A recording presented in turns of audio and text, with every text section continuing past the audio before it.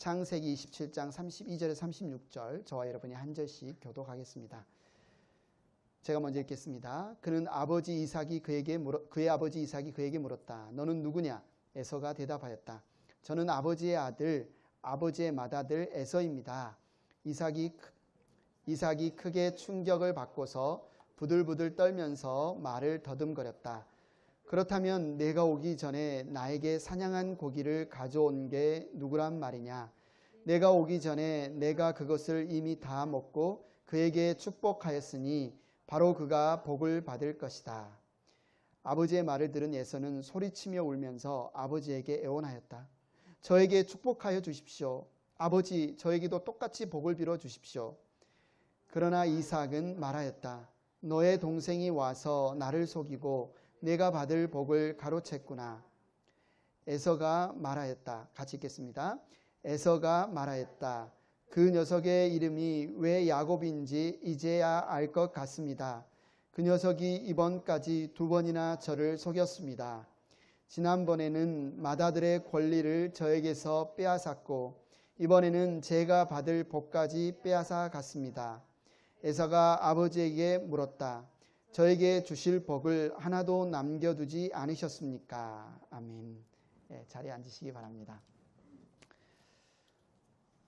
여러분이 이제 신앙생활을 하면서 이 이삭의 축복, 에서와 야곱에 관한 이 쌍둥이 형제에 관해서 이삭이 축복하는 이 사건, 이 일에 대해서 많이 한번 들어보셨을 거예요. 아마 여기에서 이삭이 축복하는 이 장면, 나중에 또 야곱이 그의 12아들을 축복하는 장면을 보면서 많은 분들이 축복을 받아야 되겠구나. 신앙생활하면서 축복받는 게 참 중요하구나. 이 축복을 받지 못하면 에서가 막 엉엉 울면서 나이가 40이 넘었는데도 그죠? 엉엉 울면서 슬퍼하는 모습을 보면서 사람들이 축복받는 게 중요하구나. 이런 마음들이 생기잖아요. 그런데 우리가 이제 신앙생활을 하면서 이 축복과 복이라는 단어를 자주 좀 혼동해서 사용하는 경향이 있습니다. 많은 분들이 축복을 받다, 복을 받다 같은 의미로 많이 쓰이는데요. 사실은 성경에서 사용된 단어도 완전히 틀리고 그 의미도 다릅니다.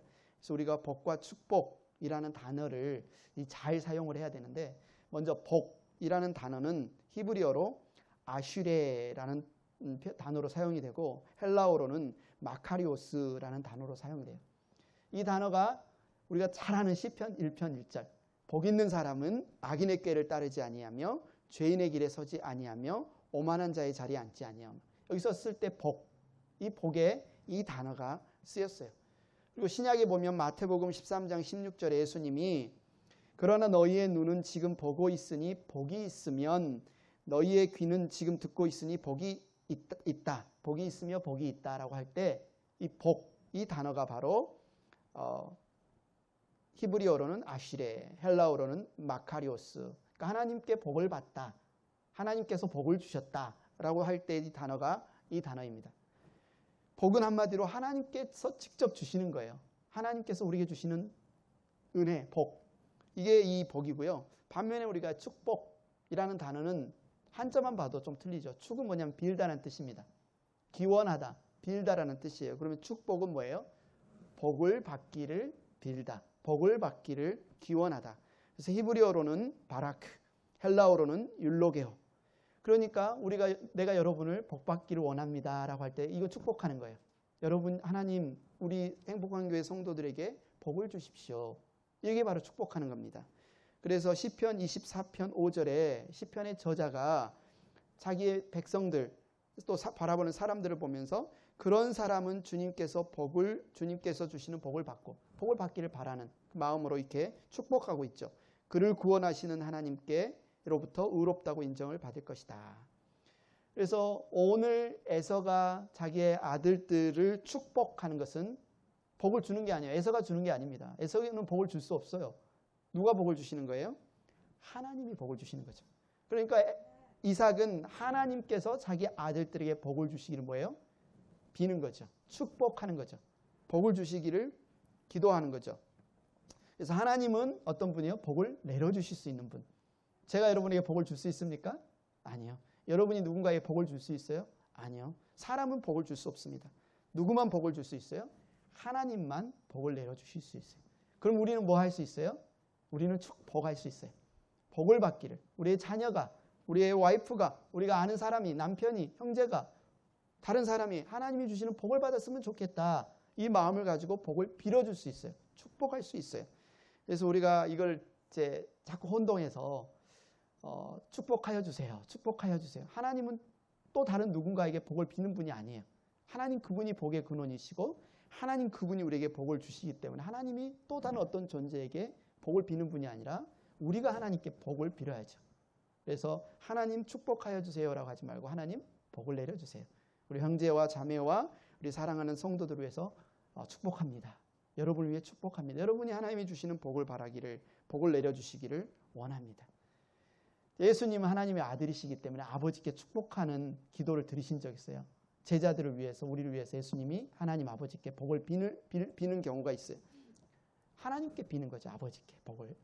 그래서 여러분 이 복과 축복 이 단어를 좀 구분해서 이해하고 사용하면서 오늘 그러면 이삭의 이 스토리가 이해가 돼요. 이 복과 축복이 어떻게 다른지를 조금 이해하면 이 스토리에 나오는 이 축복하는 이삭의 이 태도가 조금 더 우리가 이해가 됩니다.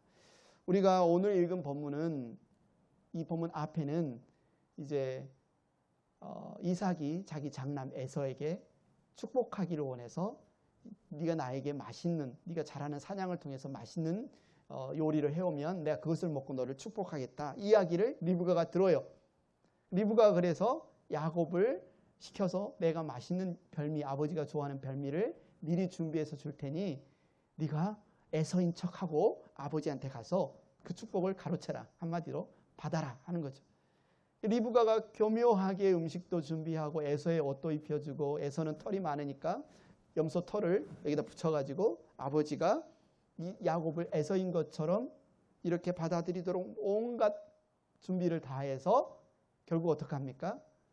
어제 우리가 읽었던 성경 본문에 보면 이삭이 속아서 야곱에게 속아서 에서인 줄 알고 축복을 합니다. 복을 빌어줍니다. 그리고 나서 이제 야곱은 나갔어요. 근데 성경을 보니까 바로 이어서 누가 들어와요? 마침 에서가 들어와요. 그러고 나서 오늘 본문 31절에 오늘 본문 우리가 읽은 본문 앞에 바로 31절에 보니까 에서가 이삭에게 이렇게 이야기합니다. 아버지 일어나셔서 이 아들이 사냥하여 온 고기를 잡수시고 저에게 마음껏 축복하여 주시기를 바랍니다. 예, 축복받기를 원해서 이제 기대하는 마음으로 이제 저 축복해 주세요. 축복해 주세요. 그런데 이 이야기를 듣고 이삭이 어떻게 반응해요? 32절에 보니까 누구라고? 네가 누구다고? 에서가 대답해요. 저는 아버지의 아들, 맏아들 에서예요. 이야기를 듣자마자 33절에 이삭이 크게 충격을 받고서 부들부들 떨면서 말을 에서야? 이렇게 더듬을 정도로 너무 큰 충격을 받은 거죠. 여기에서 보니까 이 표현이 그냥 깜짝이야, 놀래라 이 정도가 아니에요. 그냥 정신이 멍해질 정도로, 몸이 굳을 정도로, 몸이 막 부들부들 떨 정도로 이렇게 충격을 받으면서 이삭이 놀랐어요. 왜 그랬을까? 여기서 발견된 사실은 자기가 축복한 대상이 맏아들 에서가 아니라 둘째 아들 야곱이었고 야곱이 자기를 속여서 맏아들에게 해야 될 축복을 빼앗아갔구나. 야곱이 자기를 속인 이 사건을 때문에 충격을 받았을까요? 겉으로 보는 것은 그렇습니다. 어떻게 아들이 아빠를 속이고 충격을 받아? 결심하다. 그렇게 느낄 수 있어요. 그것도 하나의 이유겠지만 그보다 더 근본적인 이유가 있습니다. 왜 그래요? 하나님이 아브라함을 부르셔서 언약을 맺어주시면서 내가 너를 믿음의 조상으로 삼겠다. 너를 통해서 네 씨로 메시아, 우리를 구원할 구원주가 올 것이다라는 약속을 줘요. 아브라함은 100세에 얻은 아들 이삭을 어떻게 믿음으로 길렀겠어요? 하나님께서 우리를 택하셔서 믿음으로 살도록, 그래서 이제 대를 이어서 하나님이 정말 믿음의 자손을 주겠다고 약속하셨으니 너는 믿음으로 살아라. 그리고 너의 자손들에게도 이 사실을 잘 가르치고 이 약속을 잘 인수인계 잘해라. 이삭의 평생에 어쩌면 사명, 하나님을 믿는 신앙의 사명은 뭐냐면 아버지 아브라함처럼 믿음으로 사는 것이고 아브라함에게 주신 약속을 자기 자녀에게도 잘 전달하는 게 이 믿음의 사명이에요. 그래서 축복하는 행위는 그냥 우리 아들이 복 받았으면 좋겠다. 우리 아들이 건강했으면 좋겠다. 우리 아들이 돈 많이 벌었으면 좋겠다. 이 정도가 아니라 하나님이 주신 약속을 우리 아들이 잘 이어받아서 또 그 믿음의 약속을 또 후손에게 잘 전달해 주는 어쩌면 거룩한 사명식이죠. 사명 전달식이죠. 그런데 그 순간에 방식이 뭐예요? 속인 거예요. 둘째 아들이 속여서 큰아들인 척 하고 이 중차대한 일에 속임수가 끼어들었구나. 여기서 더 큰 충격은 뭐냐면 그동안 나는 믿음으로 살아왔어요. 이삭은 정말 하나님께서 그의 삶을 인도해 주셨어요. 그때그때마다 무엇이 옳은지 무엇이 그른지 어느 길로 가야 되는지 하나님이 인도해 주셔서 이삭은 여기까지 잘 살아왔는데 어쩌면 일생일 때 가장 중요한 장면인 이 믿음의 언약을 전달해 주는 축복하는 이 순간에 자기가 잘못된 판단을 하고 잘못된 생각으로 그거 하고 있는데도 하나님의 음성이 안 들렸다는 거예요. 지금까지 인도해 주셨던 하나님께서 지금까지 자기를 지켜주셨던 하나님께서 이 중차대한 일에 자기가 지금 속고 있는데도 때로는 잘못 판단하고 있는데도 하나님이 이것에 대해서 자신에게 전혀 알려주시지 않았다. 이 사실을 이제 깨달은 거죠. 발견한 거죠. 여기에서 지금 이삭은 엄청나게 충격을 받고 있는 겁니다. 이삭이 어떻게 살았습니까? 그 사막에서 그 아비멜렉 그 블레셋 사람들은 아무리 우물을 파려고 해도 고생해서 우물을 못 파는데 이삭은 여기 파봐 물이 나와요. 저기 파봐 물이 나와요. 이건 사람이 그냥 할 수 있는 천능력자도 아니고 하나님이 함께 하신 거예요. 하나님이 함께 하셔서 복을 주셔서 그가 그냥 파면 우물이 나오는. 그래서 이 순간에 일생일 때 그렇게 함께 하셨던 하나님이 이 순간에도 함께 하실 거야. 내가 맏아들 에서에게 이 축복하는 것은 좀 하나님의 뜻이야. 이렇게 자기가 생각하고 진행을 하는데 둘째 아들의 속임수로 이것이 완전히 뒤바뀐 사실을 깨닫고 하나님이 왜 나와 함께 하시지 않으셨을까? 하나님이 왜 이 사실을 여기서 지금 나에게 알려주시지 않으셨을까? 이게 도대체 무슨 일인가? 깜짝 놀라서 두려워서 떨고 있습니다. 하나님이 왜 나에게 알려주시지 않았을까? 그런데 지금 에서가 들어와서 그 사실을 알려준 거예요. 하나님이 이 사실을 처음부터 다 알고 있었을 텐데. 그렇다면 내가 잘못 판단했다면 예전처럼 이삭아 니는 큰아들 에서를 지금 축복하려고 하지만 내 뜻은 그게 아니다. 야곱을 해라. 이렇게 알려주셨으면 아예 지금 에서를 불러서 축복했을 텐데. 이렇게 생각했을 수도 있고. 하여튼 지금 이삭에게 있어서의 충격은 하나님과 자기가 동행한다고 생각하고 하나님의 뜻대로 살고 있다고 생각하는데 지금 이 결과를 보니까 그게 아니다. 여러분은 신앙생활할 때 그런 적이 없으십니까? 여러분 신앙생활할 때 이런 충격을 받은 적이 없습니까? 로마서 1장에 보면 하나님의 징계의 방식 중에 하나가 침묵하시는 게 있어요.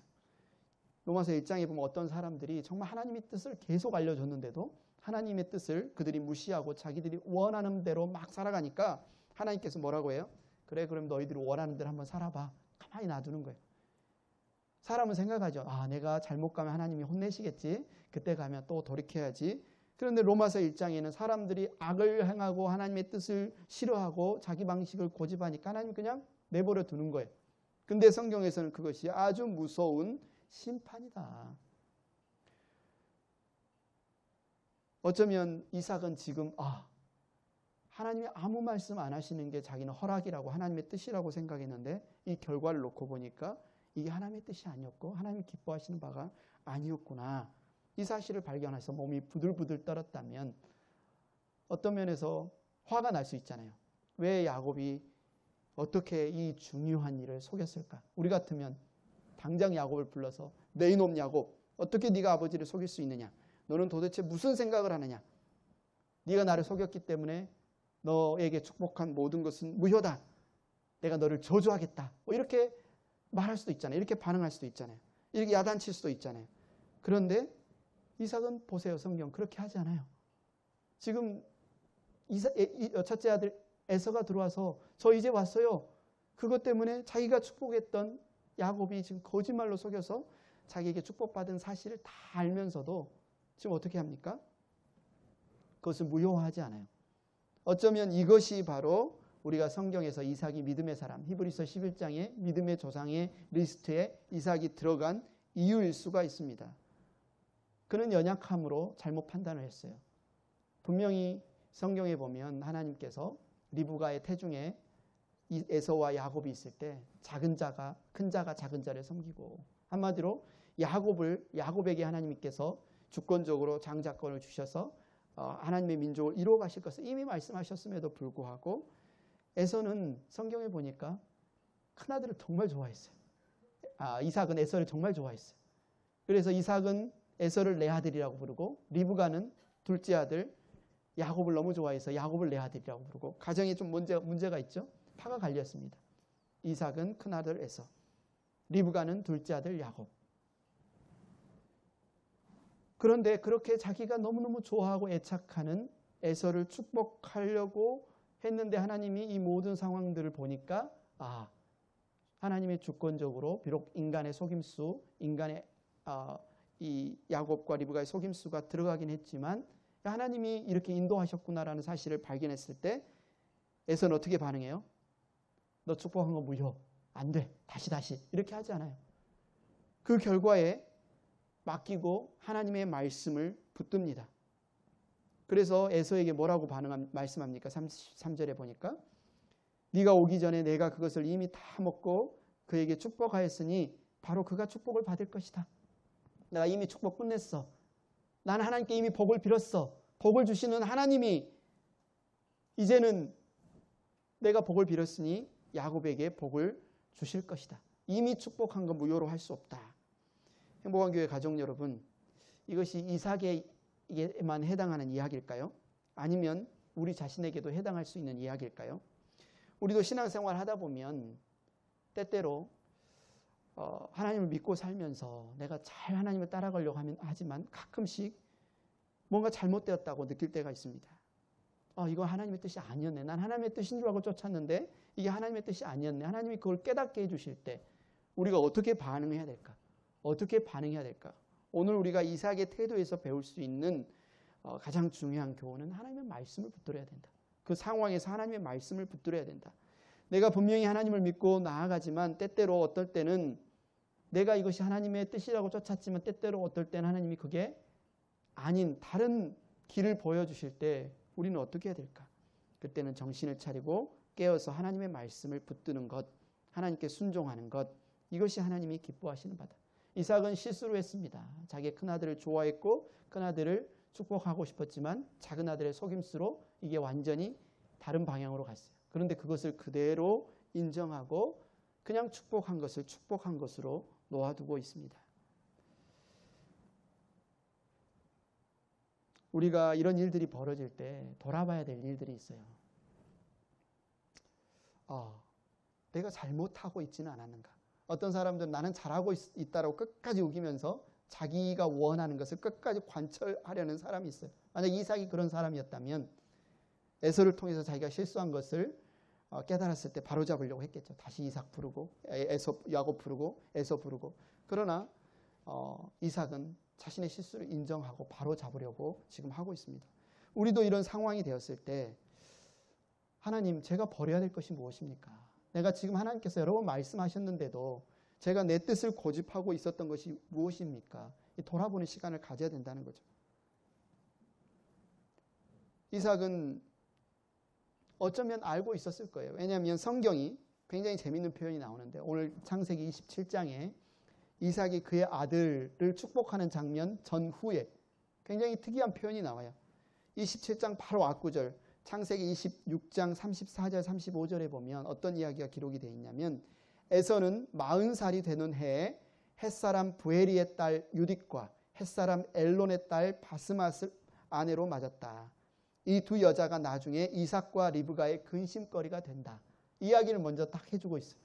그리고 나서 창세기 27장 마지막 46절을 또 어떻게 끝맺냐면 리브가가 이삭에게 말하였다. 나는 햇사람의 딸들 때문에 사는 게 아주 넌더리가 납니다. 야곱이 이 땅에서 사는 사람들의 딸들, 곧 햇사람의 딸들 가운데서 아내를 맞아들인다고 하면 내가 살아있다고 하지만 나에게 무슨 사는 재미가 있겠습니까? 오늘 이야기의 앞뒤를 샌드위치처럼 딱 감싸고 있는 이야기가 있는데 뭐예요? 에서가 하나님의 뜻에 순종하지 않고 부모의 뜻에 순종하지 않고 부모에게 근심을 끼치면서 자기의 동족과 결혼하라는 아브라함, 그죠? 아브라함이 이삭에게 결혼식을 할 때 자기 종 엘리에셀에 특별하게 부탁하지 않습니까? 절대로 가나안 여인들과 결혼시키지 말고 저 멀리 있는 내 고향, 친척 그들에게 가서 내 아들의 며느리를, 내 아내를 맞아들여라. 이것이 이삭에게만 해당되는 명령이겠습니까? 자손 대대로 정말 믿음의 혈통, 믿음의 가문을 만들어 가라. 그런데 장남 에서가 아버지 부모의 이삭의 그 명령, 그 뜻을 저버리고 자기 눈에 맞는 그 땅, 가나안 땅 여인, 헷 여인과 결혼을 했어요. 그것도 2명이나. 한마디로 이삭이 이걸 몰랐을까요? 이삭이 지금 에서를 통해서 믿음의 가문이 계속 이어질 수 없다는 사실을 몰랐을까요? 알았다면 신중하게 생각을 해봐야 될 텐데 지금 이삭은 너무나 자기가 좋아하는 큰아들 에서 그에게 축복을 하고 그에게 장자권을 물려주고 그에게 계속 정말 집착하는, 어쩌면 하나님이 계속 그에게 말씀하셨을 텐데 여러 가지 상황을 통해서 그가 듣지 않고 정말 자기 고집을 부리고 있는 그 장면이 있었다는 거죠. 이제 결과적으로 이제 내 욕심으로 가느냐, 이삭에게 있었을 결단은 내 욕심으로 가느냐 아니면 하나님의 말씀에 순종하느냐. 우리가 살다 보면 이런 결단의 시간이 있습니다. 내가 그동안 하고자 했던 내 뜻대로, 내 욕심대로 가느냐. 지금 하나님이 명확하게 그것이 하나님의 뜻이 아니고 내가 무엇을 해야 되는지 보여주셨는 그 갈림길에서 지금 이삭은 어떻게 결정해요? 하나님의 뜻대로 가기로 결정해요. 이삭은 축복과 복의 의미를 바로 깨달았어요. 내가 축복할 수는 있지만, 우리 자녀를 축복할 수는 있지만 그 복을 내려주시는 분은 하나님이시기 때문에 나는 하나님의 뜻대로 축복을 해야 된다. 그 사실을 그는 깨달았어요. 그리고 지금 나는 큰아들 에서를 바랬지만 결과적으로 하나님이 모든 일들을 야곱, 그를 축복하는 것이 하나님의 뜻이었구나. 복 주시는 게 하나님의 뜻이었구나. 그래서 결국 그는 하나님의 말씀을 붙드는 것을 결정해서 결국 그가 히브리서 11장의 믿음의 조상의 명단에 들어가게 되죠. 여러분, 우리가 하나님을 믿는다고 하면서도 실제로 우리가 내 생각, 내 판단을 붙들고 갈 때가 얼마나 많습니까? 결정은 해놔요. 나는 이렇게 하고 싶어. 이 길로 가고 싶어. 하나님이 주시는 복을 어떻게 생각해요? 내가 바라는 대로 잘 되어지는 것. 내가 바라는 것이 잘 이루어지는 것이 하나님이 복 주시는 거다. 하나님이 복 주시는 거다. 이렇게 생각하는데 성경은 뭐라고 하냐면 하나님이 정하신 길로 내가 가는 게 복이라고 말하는 거죠. 하나님이 정하시는 길을 깨닫는 것이 내가 복이라는 거죠. 때때로 우리의 삶을 살아가다 보면 갑자기 예상치 못한 사고가 일어나거나 몸이 아프거나 재정적인 어려움이 생기거나 인간과의 갈등이 터질 수가 있습니다. 물론 사고가 생기는 것, 몸이 아프는 것, 인간적인 갈등이 생기는 것, 이 모든 것이 우리의 어떤 죄 때문에 아니면 우리의 모든 어떤 잘못 때문에 그런 것들이 하나님 징계로 임한다는 사실은 아니지만, 그런데 그런 일들이 닥칠 때 하나님께서 은혜를 주셔서 이거는 내 죄가 생각난다면, 내가 하나님께 계속해서 반복해서 순종하지 않았던 어떤 일들이 생각난다면 그 일들을 계기로, 그러면 무엇이겠습니까? 하나님이 지금 사인을 주시는 거죠. 이삭에게 이삭 너는 에서를 축복하고 싶어 했지만 이 사건을 통해서 하나님은 하나님의 뜻은 야곱이다. 이 사실을 그가 알고 돌이켜서 야곱을 축복한 것을 그대로 유지한 것처럼 이 사건들을 겪을 때 하나님께서 지금 나에게 뭘 말씀하시는구나. 정말 내가 돌이키기를 바라시는구나. 내가 빨리 순종하기를 바라시는구나. 뭔가 지금 내가 회개하기를 바라시는구나. 이런 사실이 생각난다면 어떻게 해야 된다는 거예요? 빨리 해야 된다는 거죠. 빨리. 근데 그것이 뭐다? 하나님의 은혜라는 겁니다. 그것이 하나님의 은혜다. 빨리 돌이킬 수 있는 것이 하나님의 은혜다. 은혜 받을 기회다. 빨리 결단을 내리는 것. 버릴 것은 빨리 버리고 빨리 돌이킬 것은 돌이키고, 예전부터 내가 이렇게 하면 내가 하나님 순종할게요. 계속 미뤄왔던 것. 그걸 빨리 순종하는 것. 그것이 하나님의 은혜라는 겁니다. 오늘 이삭에게 있어서 가장 중요한 부분은 뭐예요? 그가 눈도 어두워졌고 잘못된 판단도 했고 큰아들에 대해서 너무 애착했고 여러 가지 속임수에 넘어갔고 이런 수많은 실수들이 있지만 그가 믿음의 사람이라고 인정받을 수 있었던 것은 하나님이 그렇게 말씀해 주실 때 너 이렇게 잘못하고 있어, 너 잘못 길로 가고 있어 했을 때 그는 그 말씀을 들었다는 겁니다. 순종했다는 겁니다. 그래서 여러분 하나님의 말씀을 들을 때 하나님이 사인을 주시면 하나님을 돌이키라고 하시면 바로 돌이키시기를 바랍니다. 말씀을 듣고 말씀으로 돌아오기를 바랍니다. 야곱이 축복받은 것은 이제 돌이킬 수 없다. 이미 축복받은 것은 야곱을 축복한 것은 더 이상 돌이킬 수 없다. 이삭이 말하니까 에서가 어떻게 반응해요? 34절에 보니까 아버지의 말을 들은 에서는 소리치며 울면서 지금 40살이 넘었습니다. 소리치며 울면서 아버지에게 애원합니다. 저에게 축복하여 주십시오. 아버지 저에게도 똑같이 복을 빌어 주십시오. 어린아이처럼 엉엉 울면서 자기에게도 복을 달라고 뗐어요. 우리가 이것만 보면 참 인간적으로 생각하면 안 됐죠. 실제적으로 몇 분 차이지만 쌍둥이지만 장남 맞잖아요. 장남에게 장자권이 주어지는 게 맞잖아요. 어쩌면 에서가 이전에는 철이 없어서 장자권이 얼마나 소중한지 철이 없어서 부모님의 뜻을 막 어기고 막 햇사람과 결혼하고 했다 할지라도 이제 좀 속이 들어서 철이 들어서 뭔가 회개한 것 같으니까 이제라도 좀 바로잡으면 좋지 않을까? 야곱이 좀 나쁜 놈 아닐까? 이렇게 생각할 수도 있는 장면이 이 34절인데 그런데 그 간에 어떤 에서의 태도나 오늘 이 이삭의 말에 대한 에서의 반응을 보면 에서가 믿음이 없는 사람이고 에서가 교만한 사람이었구나라는 사실을 또 볼 수가 있습니다. 근데 이 말을 듣고 여기에서 아버지 이삭이 제대로 올바로 믿음으로 반응했어야 되는데 이삭이 여기서도 아직 자기가 무효화하진 않았지만 야곱에게 준 축복을 무효화하지 않았지만 인간적인 실수를 또 저지릅니다. 35절을 보면 에서가 엉엉 우니까 자기가 정말 사랑하는 아들이 엉엉 우니까 안 돼서 위로하려고 했는 말인지는 모르겠지만 35절에 뭐라고 말해요? 너의 동생이 와서 나를 속이고 네가 받을 복을 가로챘구나 이렇게 말해요. 이렇게 말하면 안 되죠. 여기에서 너의 동생이 와서 나를 속이고 네가 받을 복을 가로챘구나. 이 말에 담긴 의미는 뭐예요? 이 복은 원래 네 것이었는데 네가 지금 빼앗겼구나. 어쩌면 하나님께서 이끌어 가시는 길이 지금 야곱을 축복하는 것이라고 온전히 깨달았으면 이렇게 반응하는 것이 아니라 내 사랑하는 아들 에서야 참으로 하나님의 섭리는 놀랍구나. 나는 하나님의 말씀을 알면서도 그동안 불순종해서 억지로 너를 축복하려고 했는데 결국 그 축복을 받은 사람에게 갔구나. 에서야 원래 그 복은 네 것이 아니라 야곱의 것이었다. 그걸 하나님께서 알려주셨다. 너와 내가 잘못 생각하며 오집을 부린 것이고 이제는 제대로 됐으니 우리가 하나님을 신뢰함으로 야곱을 축복하자. 그랬으면 좋았을 텐데 너의 동생이 와서 나를 속이고 네 복을 가로챘구나. 이 말이 기름을 붓습니다. 누구에게요? 에서에게. 에서가 어쩌면 지금 자기의 삶을 돌아봐서 이렇게 되어진 상황을 보면서 내가 하나님을 떠났었구나. 하나님을 신뢰하지 못했었구나. 하나님의 약속을 우습게 여겼구나. 회개할 수 있는 찬스였는데 이삭의 이런 발언이 어쩌면 에서가 하나님 앞에 돌이키는데 방해가 되었을 수 있다는 겁니다. 아마도 이삭의 마음속에는 여전히 감정적인 앙금이 남아있을 수 있어요. 이놈이 나를 속여. 야곱에 대해서. 이놈이 나를 속여. 이야기를 듣고 에서가 어떻게 이야기합니까? 그 녀석이 왜 야곱인지 이제야 알 것 같습니다. 36절에 그 녀석이 이번까지 2번이나 저를 속였습니다. 지난번에는 맏아들의 권리를 저에게서 빼앗았고 이번에는 제가 받을 복까지 빼앗아갔습니다. 이 말이 사실인가요?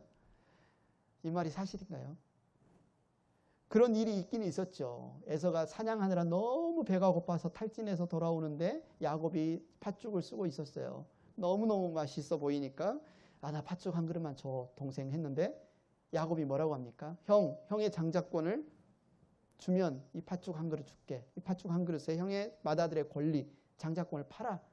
근데 진짜 이게 이삭이 정말 그러리라고 생각하고 그랬을까? 어떤 사람이 이 장자의 권리를 팥죽 한 그릇에 팔 사람이 누가 있겠습니까? 아마 그냥 말로 던져봤을 수 있어요. 그냥 농담처럼 건네봤을 수 있어요. 그런데 실제로 그래. 내가 이 장자권을 너에게 팔게. 누가 그래요? 에서가. 어떻게 그런 반응이 보일 수 있겠습니까? 하나님의 언약의 백성으로서의 그 대를 이어서 약속을 지켜가는 그 사명을 얼마나 에서가 우습게 여겼으면, 하나님을 얼마나 만홀히 여겼으면, 정말 자기 할아버지 아브라함, 아버지 이삭을 통해서 주시겠다고 그 약속을 성취하시겠다는 그 약속을 얼마나 우습게 여겼으면 그렇게 쉽게 팥죽 한 그릇에 팔아버렸겠습니까? 그러면서 이제 뭐라고 이야기해요? 자기 잘못은 쏙 빼고 야곱이 나를 속여서 나의 장자권을 빼앗아갔습니다. 이렇게 이야기를 하고 있는 거죠.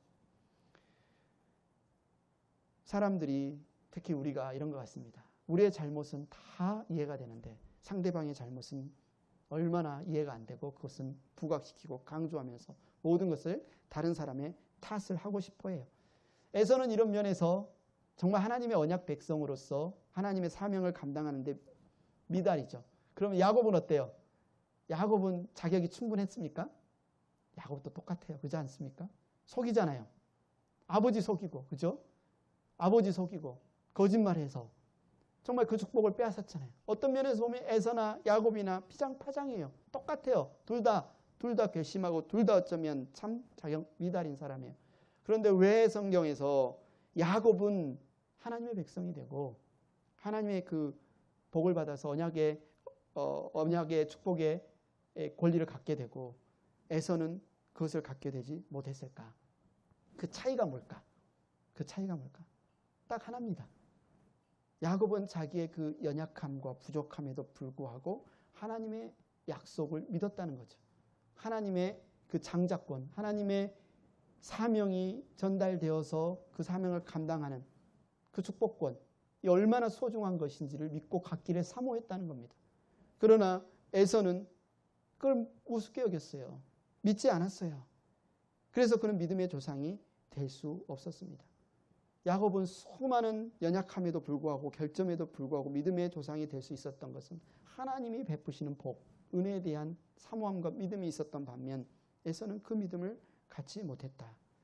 어쩌면 인간적으로 볼 때 한 부족을 정말 잘 이끌고 리더십을 가진 사람은 오히려 에서일 수 있어요. 외향적이잖아요. 사냥도 잘하고 막 털도 마초처럼 많고 아버지 이삭이 높이 평가할 만큼 그리고 그 가나안 지방의 여인들이 너무너무 막 좋아해서 인기가 많을 만큼 어쩌면 인간적으로 볼 때 에서가 훨씬 정말 평가를 높이 받는 사람들에게 칭찬을 많이 받는 그런 사람일 수 있어요. 그런데 하나님은 에서를 버렸어요. 왜요? 왜 하나님이 에서를 버렸을까? 에서가 먼저 하나님을 버렸기 때문에 에서가 먼저 하나님을 무시했기 때문에 먼저 하나님의 약속을 믿지 않았기 때문에 에서는 자기의 힘으로 축복을 쟁취할 수 있다고 생각했어요.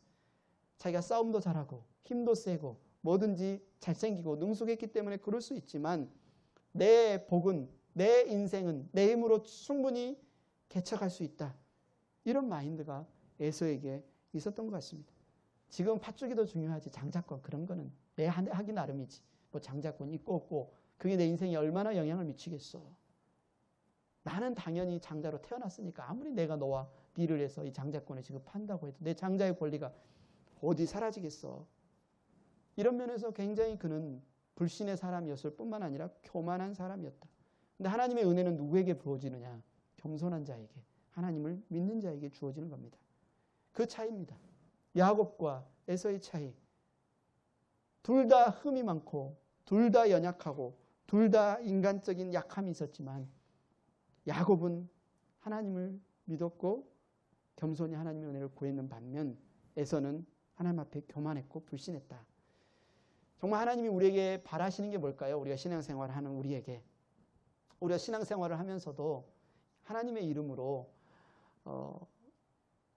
신앙생활하고 사역을 하면서도 에서와 같이 살 수 있어요. 어떻게 해요? 그냥 내가 하고 싶은 대로 사역하고 내가 하고 싶은 대로 봉사하고 내가 하고 싶은 대로 신앙생활을 하면 겉으로 보일 때는 정말 열심히 있는 신앙인처럼 보이지만 하나님이 보실 때는 기뻐하시지 않을 수 있다는 겁니다. 기뻐하시지 않을 수 있어요. 지금 에서가 이방인이 아닙니다. 아브라함의 후손 이삭의 장남이에요. 요즘으로 말하면 열심히 신앙생활하는 교회 공동체에 있는 사람 중에 한 사람이라고 할 수 있어요. 그런데 그는 정말 하나님이 기뻐하시는 방식으로 신앙생활한 게 아니라 어떻게 했습니까? 자기가 하고 싶은 대로 자기 방식으로 신앙생활을 했다는 거예요.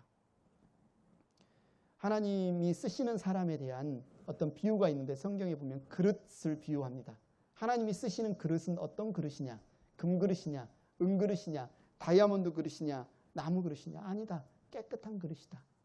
깨끗한 그릇이다.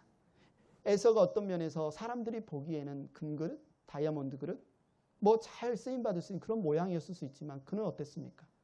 하나님의 역사하실 그 믿음의 공간이 그 안에 없었다는 거예요. 하나님에 대한 불신과 어쩌면 더러운 오물로 가득 채워져 있었기 때문에 하나님이 그 그릇을 쓰실 수 없었다. 헷 여인과 2번이나 결혼하고 부모가 그렇게 하지 말라고 하는데도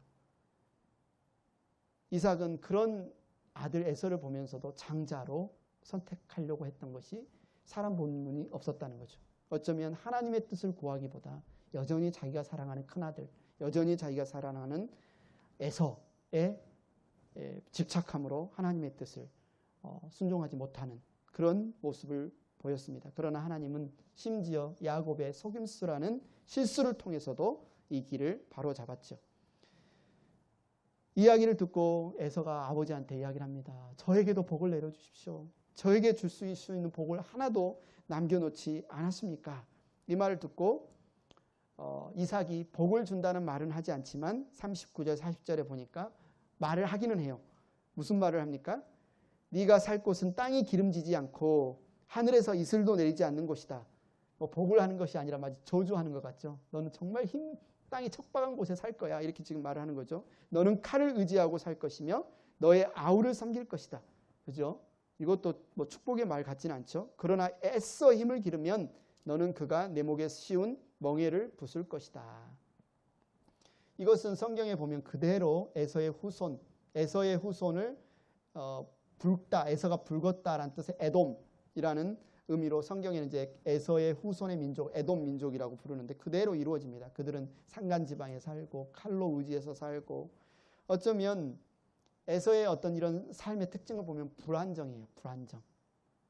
에서가 지금 믿음의 가문의 장자라고 했잖아요. 요즘 신앙 생활하는 우리 교인으로 우리 성도로 비유하자면 신앙생활을 하긴 하는데 정말 하나님의 말씀을 사모함으로 하나님의 뜻을 기뻐함으로 신앙생활을 하는 것이 아니라 속해는 있지만 뭔가 돈이든지 성공이든지 다른 기회가 버리면 금방 신앙보다는 자신의 힘이나 이 세상의 어떤 성공을 더 의지하는 인물, 그런 모델이 바로 에서라고 할 수 있습니다.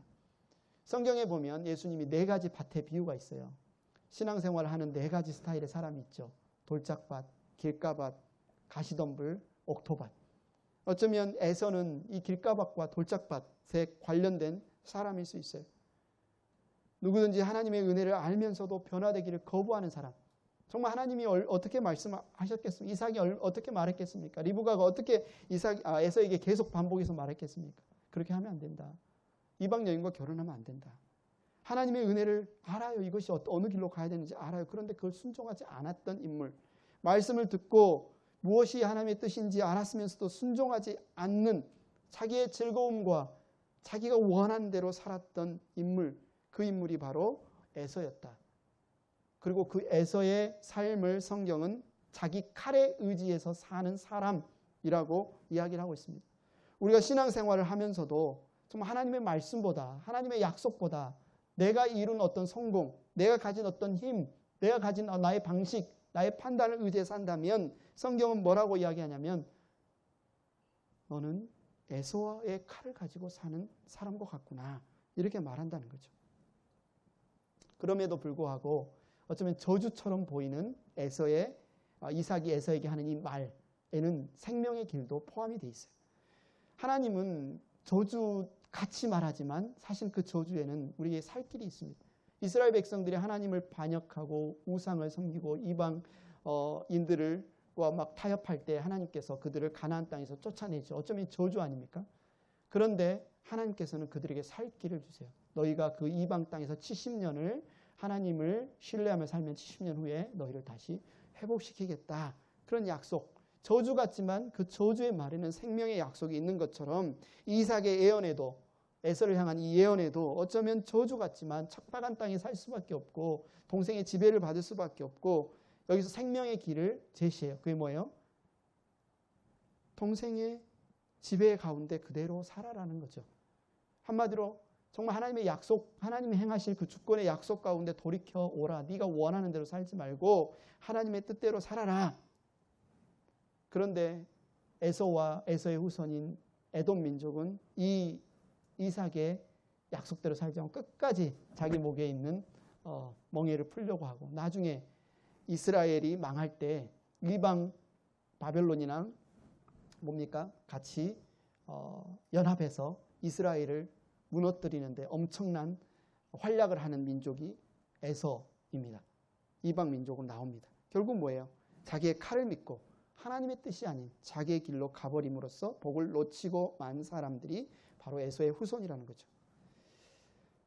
행복한 교회 가족 여러분, 신앙생활은 내 마음대로 아무렇게나 하는 것이 아닙니다. 나 이렇게 하고 싶으니까 신앙생활 이렇게 해야 되겠다. 내 방식대로 하는 게 아니라 신앙생활을 어떻게 해야 되는 거예요?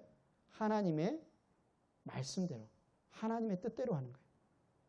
이삭도 에서도 지금 자기 방식을 너무나 주장하고 있죠. 그러나 하나님 그걸 기뻐하시지 않았습니다. 신앙생활도 내가 힘이 있으면 할 수 있습니까? 내가 믿고 싶다고 믿어집니까? 내가 하나님 예배하고 싶다고 예배합니까? 아니요. 하나님이 힘을 주셔야, 복을 주셔야, 은혜를 주셔야 하나님이 믿어지는 거고 하나님을 예배할 수 있는 겁니다. 지금 우리가 이 자리에 나와 있는 것이 내가 예배하기로 결단해서 나온 것 같습니까? 하나님의 은혜입니다. 하나님이 복을 주시고 은혜를 주실 때만 우리는 그 복과 은혜를 받을 수 있어요. 복은 하나님이 주시는 분이고 우리는 축복, 복을 빌 수 있는 존재죠. 근데 성경은 뭐라고 이야기하냐면 하나님은 우리에게 복 주시기를 기뻐하신다. 하나님은 우리에게 은혜 주시기를 기뻐하신다.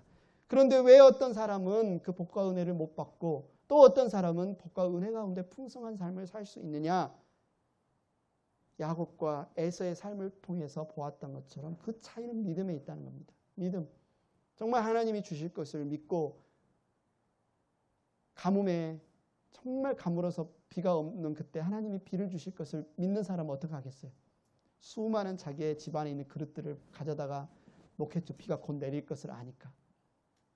근데 그 그릇을 가져다 놓지도 않고 그릇을 비가 오겠어 하시면서 뒤집어 놓는다거나 아니면 그릇 안에 다른 것을 담아 놓는다면 그 그릇에 비가 채워지겠습니까? 믿음이라는 건 뭡니까? 하나님이 은혜를 주실 것을 믿고 하나님이 우리에게 복을 주실 것을 믿고 그 그릇을 받을 그릇을 하나님 앞에 가져다 놓는 것. 우리가 할 수 있는 건 그거밖에 없어요. 하나님을 믿고 하나님 은혜가 아니면 하나님 복이 아니면 제가 하나님을 올바로 믿을 수도 없고 올바로 따를 수도 없고 올바로 신앙생활 할 수도 없고 무엇이 하나님이 기뻐하시는 신앙생활의 방식인지 알 수 없으면 하나님 깨우쳐 주십시오. 알려주십시오. 라고 나아가는 마음, 그것이 가장 중요하다는 거죠. 그래서 우리가 계속 지금 이제 생명상 말씀을 통해서 우리가 매일 큐티를 하고 주일날 이 성경 말씀도 나눴는데 10월 한 달 동안에는 신앙생활의 베이직 ABC에 대해서 한번 다루려고 합니다. 주제 설교로 다루려고 합니다. 하나님 방식으로 신앙생활 한다는 게 무엇인가? 우리가 어떻게 신앙생활하는 것이 하나님이 기뻐하는 것인가?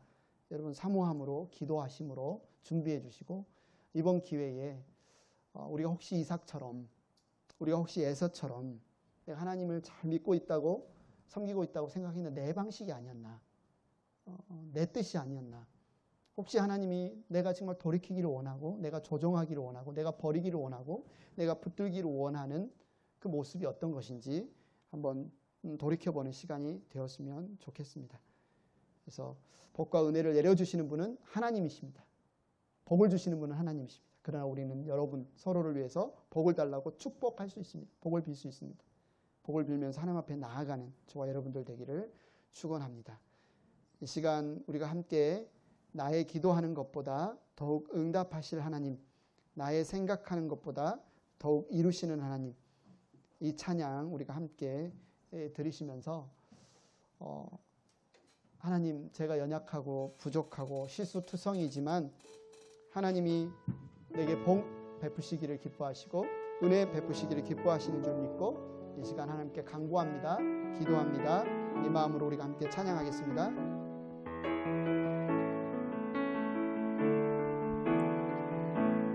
나의 기도하는 것보다 더욱 응답하실 하나님, 나의 생각하는 것보다 더욱 이루시는 하나님, 우리 가운데 역사하신 능력대로 우리들의 간구함을 넘치도록 능히 하실 주님께 모든 영광과 존귀 찬양과 경배를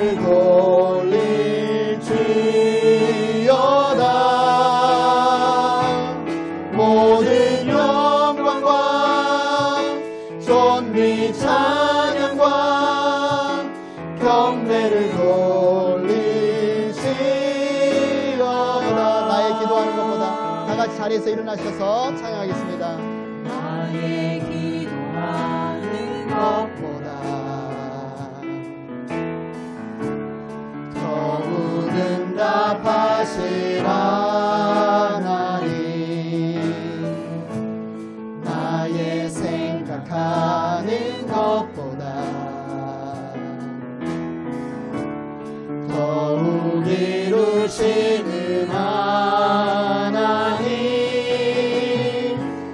우리 가운데 역사하신 능력대로 우리들의 간구함을 넘치도록 능히 하실 주님께 모든 영광과 존귀 찬양과 경배를 돌릴지어다.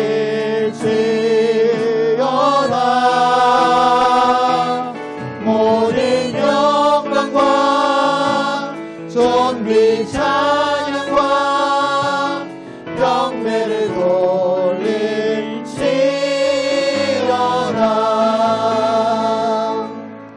이 시간에 함께 기도하겠습니다. 이 시간에 혹시 오늘 말씀에서처럼 이삭처럼 예서처럼 하나님 앞에 내 고집, 내 방식, 내 뜻을 놓지 않고 있었던 것이 있다면 하나님, 이 시간 내 뜻보다 하나님의 뜻을 사모합니다. 하나님이 복을 주시는 분이고 하나님 내 길을 여시는 분이고 하나님이 내 삶을 복되게 하시는, 풍성하게 하시는 분이심을 이 시간 고백합니다. 내가 하나님의 뜻을 붙잡겠습니다. 내가 겸손히 돌이키겠습니다. 정말 우리의 가정에서, 우리의 일터에서, 우리의 교회에서 정말 하나님이 예비하신 그 풍성한 복을 누리는 삶을 살기를 원합니다. 주님 함께하여 주시옵소서. 알려주시옵소서. 순종할 수 있는 힘을 주시옵소서. 믿어지게 하여 주시옵소서. 이 시간 함께 기도하도록 하겠습니다. 기도하겠습니다. 하나님 아버지 감사합니다. 하나님 감사합니다. 우리가 주님을 찬양합니다. 하나님 이삭과 에서의 삶 가운데 때때로 하나님을 원하시지 않는 길로 가고 자기의 고집을 바라고 자기의 뜻을 보였지만 주권자 하나님께서 그들을 정말 바른 길로 갈 수 있는 길을 제시하여 주시고 말씀하여 주시고 아버지, 그때 우리가 하나님의 말씀을 들을 수 있는 기회가 우리 가운데 생겨나기를 원합니다. 하나님, 우리의 고집을 부리지 않고 우리 아버지 정말 내 판단과 내 하나님 길을 고집하지 않고 하나님의 말씀에 귀 기울일 수 있도록, 하나님의 말씀에 아버지 들려줄 수 있도록, 하나님의 말씀이 아버지 깨달아질 수 있도록